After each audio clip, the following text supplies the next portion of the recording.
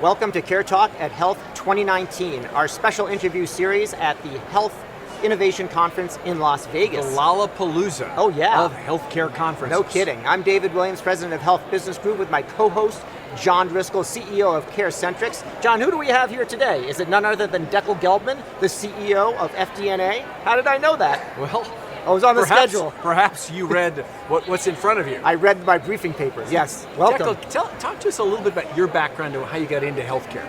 Well, it's by chance. My background is I was a corporate and M&A attorney for about a decade. Well, everyone would want to leave that. Of course. Yeah. And so I'm a recovered lawyer now. And I just met these two very interesting serial entrepreneur co-founders that really impressed me.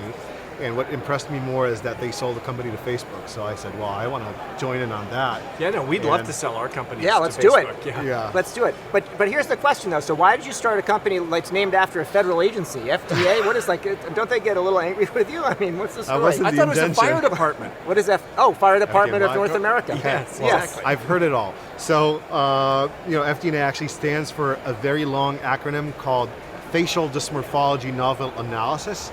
That's the formal story. The informal story is that we wanted to name it facial DNA, but we couldn't get a trademark on that. Got it. We had to really wrap our heads around how do we find a good acronym. But really, our new technology that we've deployed in 2015 is deep learning, so we no longer use those terms, and this is like the legacy name that we use. But what was the insight that drove the founding?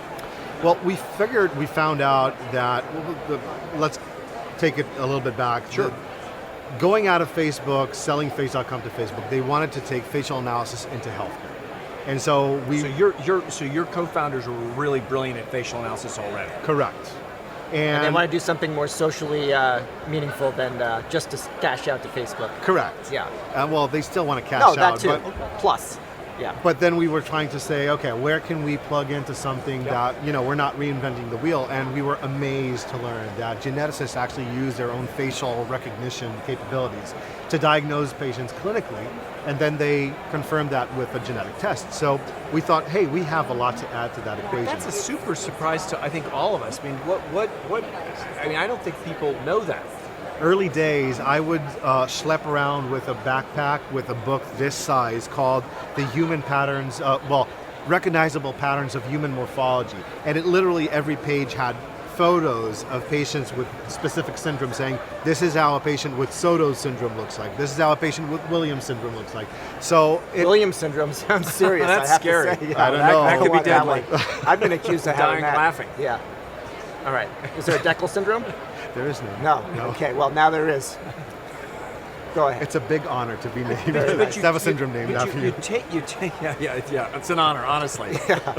So you have that, and that's probably built into the way a lot of doctors who work in certain specialties practice normally. Was it hard to get people to believe it? That it worked? Not the audience that we were serving, because they were believers and they were just waiting for this type of technology to come. Our first interaction with them formally was 2014 when we launched the product. There was a line probably 3 times around our booth because we were so fresh in this world of trying to sell reagents and hardware to geneticists. So we were accepted with open arms and embraced.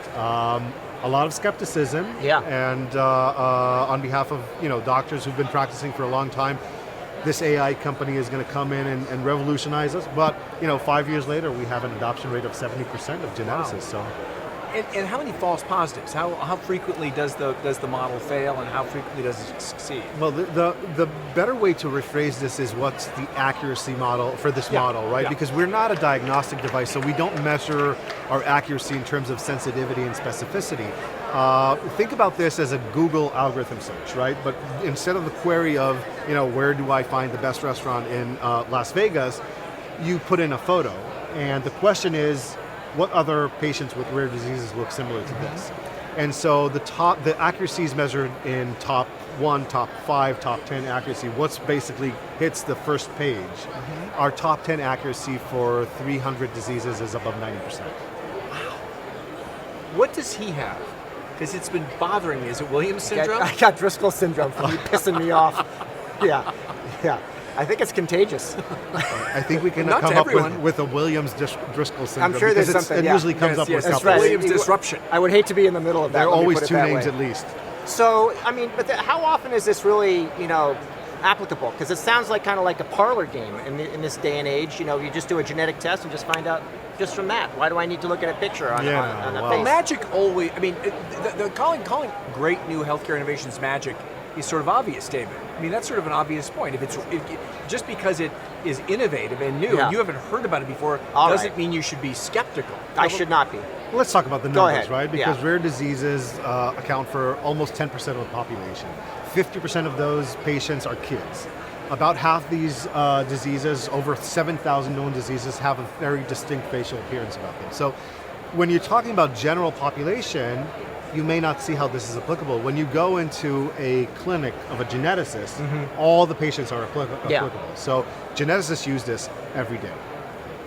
So what happens though in terms of like the people that have it? Do you you've got something and you have to figure it out, or is it sometimes you just gee, I didn't know I had a genetic disorder? No. You always know something because they call it the diagnostic odyssey, not for nothing. Parents usually drive this process. It's younger kids. They have recurring problems, multi-system failures, and it's a mystery, right? Well, no one knows. And not everybody's qualified to actually handle this. So is there a possibility then once you push this out to use this as a way to auto-correct for the fact that a lot of folks who are not trained in these rare and specific genetic diseases to actually get people the referrals they need? So that's the vision, right? Because right now we're serving our core audience, which is the people that already know that there's a problem, using us to try and hone in on the problem. At a future age, what we're trying to do is push this into primary care. Big public health opportunity. Absolutely. So we have to do it wisely, not cause anxiety, but be very, very cautious about how to communicate this and how to support it. We have to connect it on the back end to geneticists so that there's consultation going back and forth with primary care. But the long-term vision is to make this accessible worldwide to everyone. Now what happens, clearly you start with those big books and you can essentially make those electronic and probably make it more systematic. Are you able to push the field forward as well? Yes. By developing new things? How does that work? Yeah. So, the big books, they only hold this much information, and then you try to get other data repository, and there is none. So what we did is we built a platform, and we gave it away for free for healthcare providers. Now we have doctors from more than 2,000 hospitals around the world, 130 countries, and we've processed more than 200,000 patients to date. And that's become the source of information that's feeding this technology, this AI, and getting it better and better. And we have multiple publications where we've actually identified new disorders. Okay.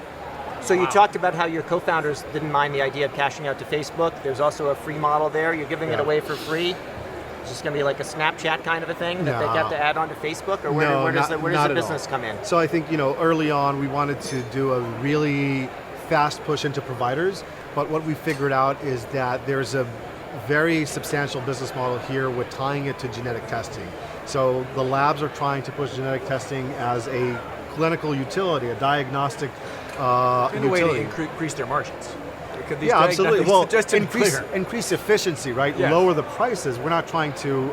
you're not increasing the prices, but the cost of new diagnostics for rare diseases are very high. And so if you can actually help make the process more efficient, absolutely, it would really help families. So one of the partnerships that we've done recently with PerkinElmer Genomics, and in their earning call in end of July this year, they've already announced that with integrating our software, the turnaround time for diagnostics had reduced by 25%. So, that's already initial indications of efficiency.